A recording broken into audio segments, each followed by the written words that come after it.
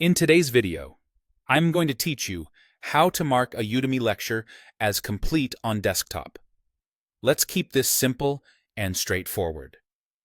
Once you have your course open in a web browser on your computer, focus on the Course Player page. On the right side of the screen, you should see the Course Content panel. This is the sidebar that lists the curriculum, sections, lectures, and any quizzes or assignments. If your browser window is very narrow, this panel might be collapsed.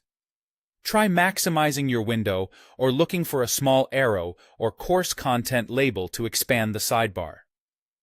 The goal is to make sure you can see the full list of lectures. With the course content panel visible, scan through the curriculum to find the specific lecture you just watched. The list is usually organized into sections, each with lecture titles and durations. If you don't see it right away, scroll within the panel until you locate the exact lecture. Matching the title and section helps you avoid marking the wrong item. Next to each lecture title, you'll see a small square or checkbox on the left. This is your progress toggle. To mark the lecture as complete, click that blank square once. When it works, the square will show a check mark, and you may notice your overall course progress update at the top of the panel or on the course header. Some interfaces also slightly dim or style completed items differently, so you can quickly see what's done at a glance. This is helpful for keeping your momentum, knowing where to resume, and moving steadily toward course completion. If you realize a lecture was marked complete by mistake, or you want to revisit it and keep it marked as incomplete, you can undo that change just as easily.